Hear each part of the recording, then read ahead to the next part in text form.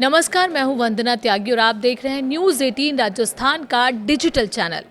अयोध्या का राम मंदिर, करोड़ों हिंदुओं की आस्था का केंद्र, वो स्थान जिसके निर्माण के लिए देश दुनिया से श्रद्धालुओं ने दिल खोलकर दान दिया। लेकिन आज यही मंदिर चढ़ावे में कथित गड़बड़ी और चोरी के आरोपों को लेकर सुर्खियों में है। एसआईटी जांच कर रही है, विपक्ष सरकार और ट्रस्ट पर सवाल उठा रहा है। अदालत में याचिकाएं दाखिल हो रही हैं और श्रद्धालु जानना चाहते हैं कि आखिर रामलला के दरबार में आए दान का सच क्या है। आज हम आपको सिलसिलेवार तरीके से बताएंगे कि पूरा मामला क्या है, आरोप क्या है, जांच कहां तक पहुंची और आगे क्या हो सकता है। सबसे पहले जानते हैं कि मामला शुरू कैसे हुआ। राम मंदिर में आने वाले चढ़ावे की गिनती और प्रबंधन को लेकर सवाल तब खड़े हुए जब कुछ लोगों ने आरोप लगाए कि दान पेटियों से निकलने वाली राशि के प्रबंधन में गड़बड़ी हुई है। मामला सामने आने के बाद उत्तर प्रदेश सरकार ने विशेष जांच दल यानी एसआईटी का गठन किया। एसआईटी को पूरे मामले की जांच कर रिपोर्ट सौंपने की जिम्मेदारी दी गई। जांच शुरू हुई तो सिर्फ दान पेटियों तक ही मामला सीमित नहीं रहा। धीरे धीरे मंदिर के वित्तीय प्रबंधन, चढ़ावे की गणना, व्यवस्था और जमीन खरीद से जुड़े कुछ पुराने फैसले भी जांच के दायरे में आने लगे। अब बात करते हैं एसआईटी की जांच में क्या क्या हुआ। जांच के दौरान मंदिर ट्रस्ट से जुड़े कई लोगों से पूछताछ की गई। ट्रस्ट के महासचिव चंपत राय से भी सवाल जवाब हुए। सूत्रों के मुताबिक एसआईटी ने कई कर्मचारियों, सेवादारों और दान की गिनती से जुड़े लोगों से भी पूछताछ की। हालांकि अब तक एसआईटी की अंतिम रिपोर्ट सार्वजनिक नहीं हुई है। शुरुआती जानकारी के अनुसार रिपोर्ट तैयार करने में देरी हो रही है क्योंकि कई बिंदुओं को दोबारा से जांच किया जा रहा है। सूत्रों का दावा है कि चंपत राय को कथित गड़बड़ी की प्रत्यक्ष जानकारी होने के ठोस प्रमाण फिलहाल जांच एजेंसियों को नहीं मिले हैं, लेकिन जांच अब पूरी नहीं हुई है और अंतिम निष्कर्ष रिपोर्ट आने के बाद ही सामने आएगा। रिश्तेदारों और प्रबंधन पर भी सवाल उठ रहे हैं। जांच के दौरान सबसे ज्यादा चर्चा उस दावे की हो रही है जिसमें कहा गया कि मंदिर प्रबंधन और चढ़ावे की व्यवस्था में कुछ प्रभावशाली लोगों के रिश्तेदारों की भूमिका काफी मजबूत थी। सूत्रों के मुताबिक जांच एजेंसियों ने इस पहलू की भी पड़ताल की है कि कहीं प्रबंधन व्यवस्था में पारदर्शिता की कमी तो नहीं रही। हालांकि इन दावों की आधिकारिक पुष्टि अभी तक नहीं हुई है और जांच एजेंसियों की अंतिम रिपोर्ट का इंतजार किया जा रहा है। जमीन खरीद पर भी सवाल उठ रहे हैं। दान पेटी विवाद के बीच जमीन खरीद का मामला भी चर्चा में आ गया है। आरोप लगाए गए हैं कि मंदिर विस्तार और विकास परियोजनाओं के लिए खरीदी गई कुछ जमीनों की कीमतें बाजार और सर्किल रेट से काफी ज्यादा थी।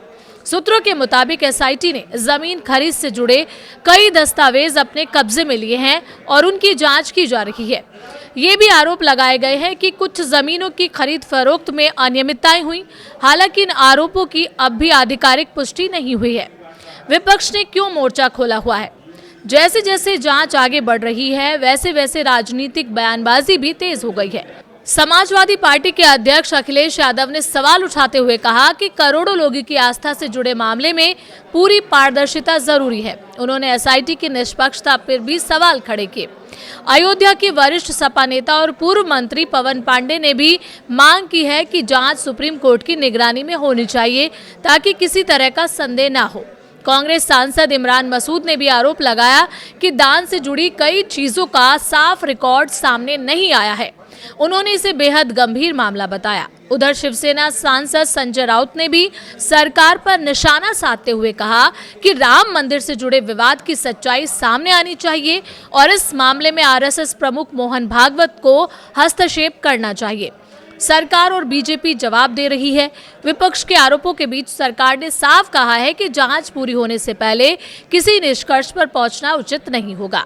उत्तर प्रदेश के उप मुख्यमंत्री ब्रिजेश पाठक ने कहा कि एसआईटी की रिपोर्ट आने दीजिए, जो भी दोषी पाया जाएगा उसके खिलाफ कड़ी कार्रवाई होगी। बीजेपी प्रवक्ता अजय आलोक ने भी कहा कि अगर किसी तरह की चोरी या गड़बड़ी हुई तो दोषियों को बख्शा नहीं जाएगा और पूरी रिकवरी कराई जाएगी।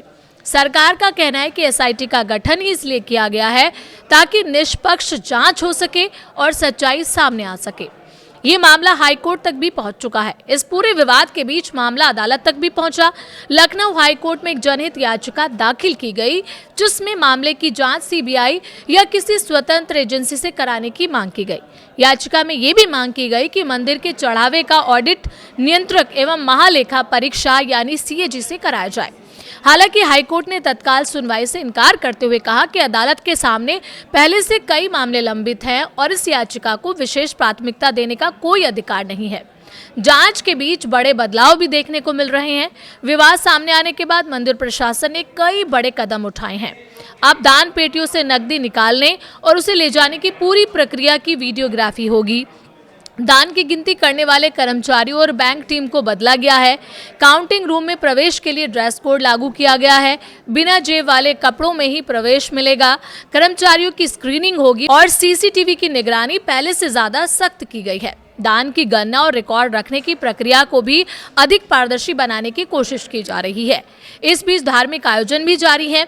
विवाद के बीच राम मंदिर परिसर में धार्मिक गतिविधियां सामान्य रूप से जारी हैं। 23 जून को शेषावतार मंदिर के शिखर पर भव्य ध्वजारोहण कार्यक्रम आयोजित किया जा रहा है। इस कार्यक्रम में उत्तर प्रदेश के दोनों उप मुख्यमंत्री शामिल होंगे और हजारों श्रद्धालुओं के पहुंचने की उम्मीद है। फिलहाल सबसे बड़ा सवाल यही है कि एसआईटी की अंतिम रिपोर्ट में क्या सामने आएगा। क्या आरोप साबित होंगे या जांच में कई दावे खारिज हो जाएंगे, या फिर क्या मंदिर ट्रस्ट में कोई बड़ा बदलाव होगा? क्या अदालत किसी स्वतंत्र जांच का आदेश देगी?